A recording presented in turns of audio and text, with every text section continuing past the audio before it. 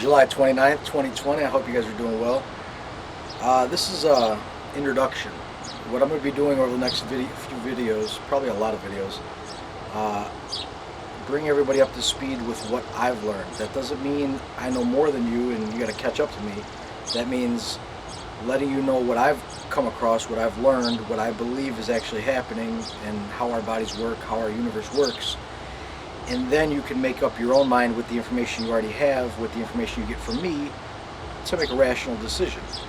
So with that, the start, the foundation, I like to find a good ground base to start on, a foundation. And the best way I can think of that, I want to stay in the physical realm, because a lot of people, once you start mentioning energetics and God and the spirit, they automatically shut off. And those of you who already know better and know that, even saying knowing better doesn't feel right, but if you know the truth that we are spirit, we are energetic, and then our physical body manifests from that, you are already ahead of the game pretty much for a lot of people out there in this world. A lot of people are programmed to think only physical, manifested, dense matter, which is just, it's a receipt, really. It's this body is the transactions, it's just a receipt of the transactions I've made in life. So every transaction I make dictates what this body looks like and how this body works. Also what all my ancestors have done in the past. So all of it accumulates the past genetics, my soul's karmic debt, and my soul's karmic positive, I don't even know what you'd call it, abundance, just the positivity that I bring with my soul, that we all do, and what we do with our lives every day. That's what this body is. This body is the ancestors' patterns, my soul pattern, and then what I do in this life with all that. And then you get me, this body. So attaching to the body is like attaching to the receipt at the grocery store. It's like, well, you know, I look at my receipt here, it says I bought 4 oranges, 3 lemons. Well, that means they're down 4 oranges, and they typically only carry 25 oranges, so they're down to 21 oranges at the grocery store. Really? No, that's not how it works. You don't know how much they store. What if they change it up? Things change all the time. What if the 4 oranges you just took out, somebody just stocked back 4 more? So you can't look at the body and say, it's like this and it has to be that way. There's a lot more going on. There's a whole other world going on. The majority of what's going on isn't this physical body. It's energetic. How I think, how I feel, how I talk to one another. How do I share love with other people, or am I mad and angry at people all the time? So basically, you got to start with energy. That's the foundation of everything. Everything's energy.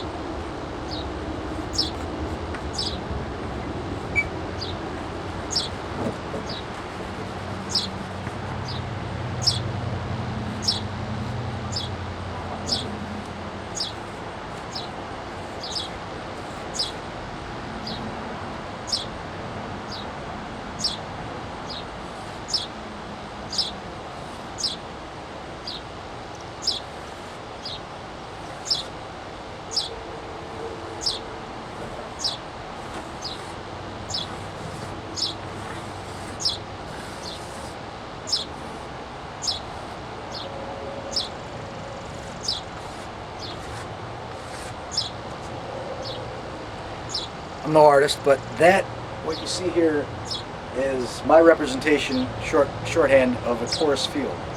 So that's what everything, this chalk in my hand, the shirt I'm wearing, the hat I'm wearing, my cells in my body, everything has a field around it, a magnetic resonance. It's vibrating in this ocean of ether that we live in. That's another big thing that most people don't hear about.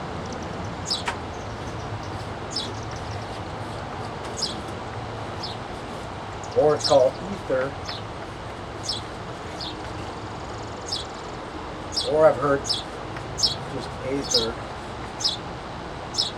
I mean, typically is where I see it the most, A-E-T-H-E-R, or what I like to call it is perfect fluid. Technically, this fluid is it's energy. It's an ocean of energy, and we live in this perturbation of vibration. It's all an ocean of soupy energy that coalesces into matter. So science touches on a lot of this, and before we get too deep into things, our subconscious knows truth. Your subconscious mind, all of our subconscious knows what's right and wrong, knows the truth. So if I tell it something, it's going to know if it's right or wrong. But the conscious mind doesn't. The conscious mind is, acting out 10, 15% of the day. Most of your life is your subconscious.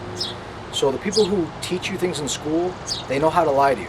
The people who teach you things on the news or in the mainstream media, they know how to lie to you because they know how you work. They know most of your life is subconsciously ran. So if I tell the subconscious a truth, but I wrap it in a lie for the conscious mind to get, your body won't recognize that as something wrong. And then you'll believe a fallacy. So when we are taught that space is empty and not full of ether, that is a fundamental fallacy. From the ground up, from the base of this physical reality, they lied to us. They've been lying to us. They tell you space is a vacuum, things are just bumping around, particles making noise, it's random. Completely false, completely inaccurate, and the fact that they've tricked us all into believing this, or a lot of us believing this, I give them props for that. Well done for your effort, but karmically speaking, you are adding debt to your soul, and you're going to have to rework that later on in the future, but that's your call. So, ether is the foundation that we build off of. Everything. It's everywhere. You've never been out of it. None of us have. Can't be.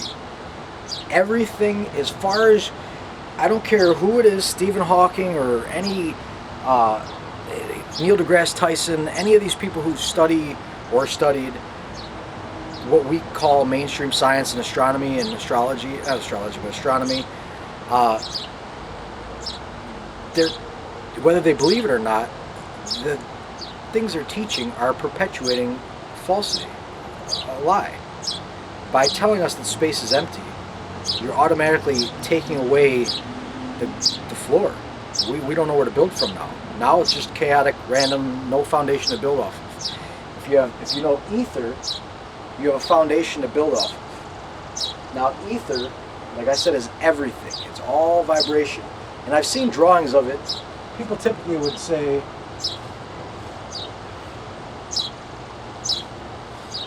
oops.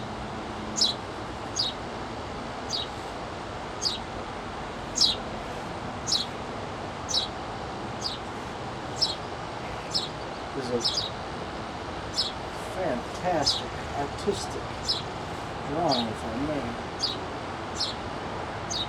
Huh. That actually looks like an ancient... If I made that a little neater...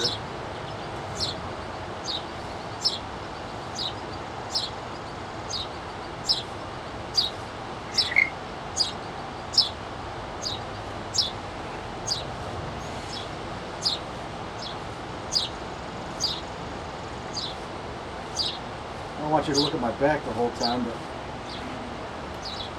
that wasn't much neater. So basically that's the underlying pattern of the ether. We have masculine and feminine energy. Masculine is the outward flowing. So out of this Taurus, there's masculine energy. This chalk is really cheap, it breaks easy. Flowing up, or I'm just in gorilla mode and I'm not used to it. That's probably what it is. It's probably real good chalk and I'm just not used to that.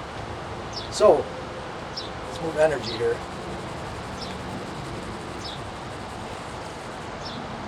So you have this masculine energy flowing up. We'll call that the masculine. Or positive. So you have electrical charge coming out of the center of the Taurus, creating out. And when this energy goes out, the masculine goes out, it is immediately pulled back by its own propelling. So as it pushes this way, you're pulling this way. So things are going in this way. So eventually, that's how you get movement. You have forward motion, and that forward motion creates a vacuum behind it. Because if you move something from an area, You're creating, it's not a vacuum as space, as they call space a vacuum, but it's moving something and creates a pull because it's in an ocean. So if there was nothing there and you had a masculine force going outward, that's it. That's all you'd have. You wouldn't have a feminine pulling behind it because there's nothing to flow with it. That's why ether was erased. And the feminine, because you have masculine pushing. If you notice, this culture we live in now is a patriarchal, it's masculine. So you have masculine pushing out. If you didn't have ether, there would be no feminine to pull back to give shape. Therefore, you'd have just masculine creating and no organization. It would be chaos. It would just be like utter soup splashing out everywhere, hot soup. It wouldn't be shaped in harmony and resonance, and you wouldn't have that frequency. So you need the feminine is the other side of this tool. The other side of this, everything really, it's everything. So the feminine, or the minus sign, pulls in. So when you have a masculine shooting outward, the feminine pulling inward is stronger. So mainstream science calls this the weak force and this the strong force.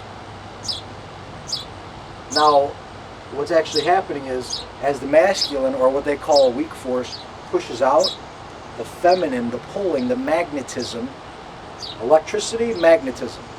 Electrical, outward charge, magnetism, inward pulling, stronger. So the magnetism, as this masculine is shooting out, the magnetism is creating a vacuum. All around here is pulling. So this masculine is coming out, it's curved back around. And this, we're going to go right through it. Curves right back around. And there you go. There's your torus field.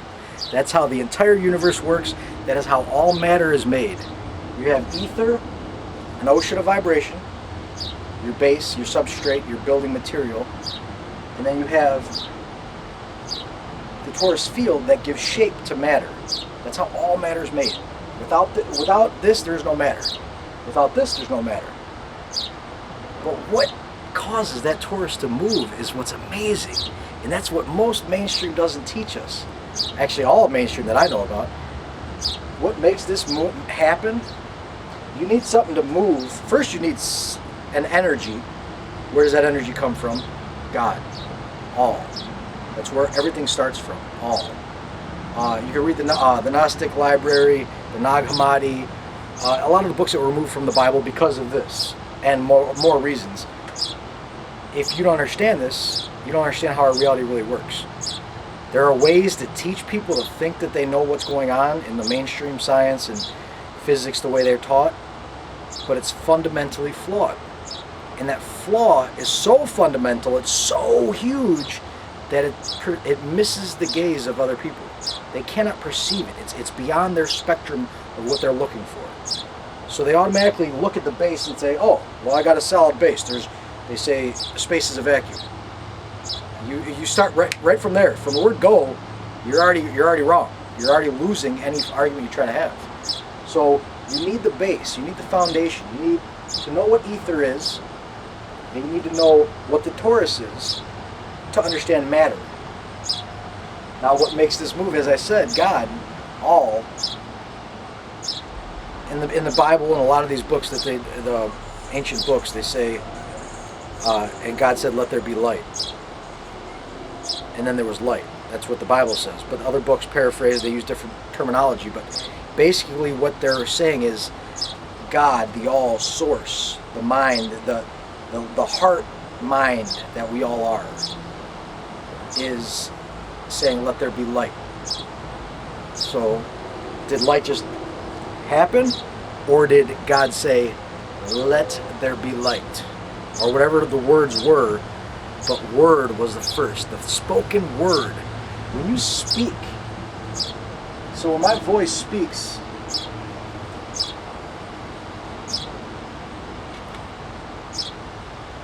there's a beard, has a terrible drawing.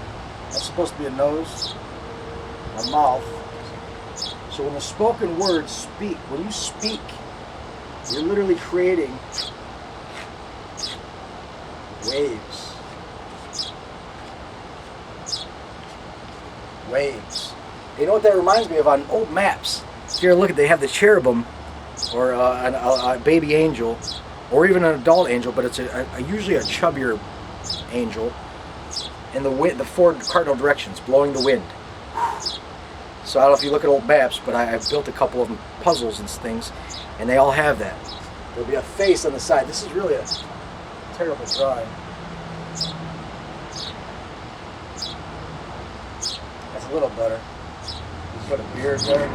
The point is, the spoken word is pushing out, masculine, speaking into existence. That's why they call it spelling. You're casting a spell. You are literally speaking this reality into existence because God gives you that power. He gives all of us that power. It's not he or she, it's God, it's everything, all. I call it all. So, you have the spoken word, let there be light, into the ether. So this ether was already here before God said, let there be light. Because if you just say, let there be light, and there's nothing, number one, there would be no sound, because there's nothing for it to reverberate off of, and you wouldn't see it. So you need ether, a subtle fluid, and then when you speak, you create waves in that fluid. And that speaking, I'm using the eraser again, speaking would be like, you're creating the masculine force. When you do that through the ether, you're creating ripples like water. And you're creating a pull behind it, the feminine. So in that pull, as that masculine is going outward, the pull is pulling and it's shaping. And that is how you get matter. All of it. All it ever was, all it ever is, ever will be, that I'm aware of. All matter was created by the voice of God, literally, reflecting off the waters above and below, like the Bible says. The ether, whatever you want to call it, perfect fluid. It's Sophia. There's some Nag Hammadi and the ancient words that were taken from us. Sophia means knowledge. So in the Nag Hammadi and the Dead Sea Scrolls and things, where these books were removed, where Jesus' actual words were put in there to give you power, to know that you have the potential to be Christ, to be Christed. That's a lesson for another day, but you have that potential. Jesus said that in his own words. Every one of us can be as Jesus was. And all of us will be eventually, when we leave this physical realm and we literally become one with God again. We're always one with God, but right now we're playing the illusion of the ego through the upper brain to trick ourselves into thinking that we're these egos. So that's a great foundation for lesson 1 to start this journey off with you. Once you understand this and grasp it and know that everything in this reality, all physical matter, doesn't matter what it is, this eraser, my shirt, my beard, the plants growing here, the chalkboard, all of it, every atom. So another thing, we're taught atoms is how this whole existence works. Yes and no. It's more of a wave than a particle. So it's a particle when you lock on it and try to isolate it, and they say the observer changes reality, because we really do. So they dabble. They say that we have the power, and then they don't. Western medicine, they say the placebo effect, and they call it a placebo effect. They make it seem like it's some freak accident. Oh, we don't know what happened. It's nonsense. It's spooky. We don't understand. Just whatever. It's no big deal. No, people who believe they're getting something that's going to make them better, even though it was a sugar pill or maybe not even that, they got better. A lot of them, because they believed it. Those who don't believe it don't get better. When a doctor tells somebody they have cancer and they're going to die, and they believe it, you're literally giving them a death sentence. Now, I'm not saying lie and don't tell them there's an imbalance, but we would all do better to pay attention to how we speak and create this reality. Because as you speak, you create ripples in the ether. And every time you do that, those ripples have an effect. It's the law of cause and effect, causality. It's one of the fundamental universal laws that cannot be mitigated in this reality. So it's not upsetting, it's shocking how we've all been so manipulated. But if you understand ego, you understand why and how and what was the purpose of it. So, again, Torus field is a shape inside of the ether, created out of masculine electricity and feminine magnetism, which gives shape a torus or a donut. On the next video, we'll have more visuals for you that show that this is what makes your body up. Vibration. It's all energy. It's all vibrating. So that'll lead us to I'd say level 2, but lesson 2, which would be how this vibration and matter really works. Besides where it starts and comes from, but what are the repercussions? What is the effect of this cause? What is useful for me telling you this information? How is it going to help you heal your life? How is it going to help you navigate properly through this environment? How is it going to help you connect back to your heart and to God and get all the answers that I'm getting? Because every one of them, these aren't my answers. This isn't my information. I've studied a lot. I've researched a lot, and I still continue to. The best answers, the truest answers I've ever got was not by looking outside of myself, but looking inside. That's where all the answers are. So you can go and read medical journals and lectures and go to college all you want and do all these things all you want. You're going to get really good at being smart in the ego world of fiction. It's all fake, the way they teach us. And then eventually you're going to wind up going right back into the heart to find the real answers. So I did the same thing. I would say cut the middleman out and go right to the source, right to the heart. But I didn't do that either. It was my journey. I did a loop-de-loo. I went through the Western medicine. I went through the Western science, Western physics, Western geology, Western physics. Everything that we're taught. I really, really study a lot. And when I was going through all surgeries, I was researching all of history. I still research history. It's all been manipulated. I'm not saying all of it's a lie, but it's all been manipulated. So take it with a grain of salt. Everything you hear everywhere, including what I say, especially what I say. Question what I say and figure it out yourself. But this is how it works. I know that now. And I'm not expecting you to say yeah or agree with me. I'm hoping that one day you'll say, let me research, let me figure out if he's right or wrong. It sounds good, but it could be wrong. And that's what I want you to really say. It could be wrong. Question it, doubt it. Because for too long, we've been taught, lectured to, presented with falsified evidence to say this is what's going on and that's it. Don't question it. If you question it, you get discredited, you get fired, people make fun of you, you get called, where's your tinfoil hat? You don't get jobs, you don't get, your friends will stop talking to you. A lot of things happen if you go against the mainstream egoic illusion. I guess is the best way to put it. It's genuinely an illusion. So this is the red pill. This is the universe giving you a shake-up. This is God speaking through me, reminding you that there's more going on. Maybe get a little curious and look around more. Instead of looking at the books, look within. So with that, I'll leave you all. Thank you very much for watching, and I'll see you next time.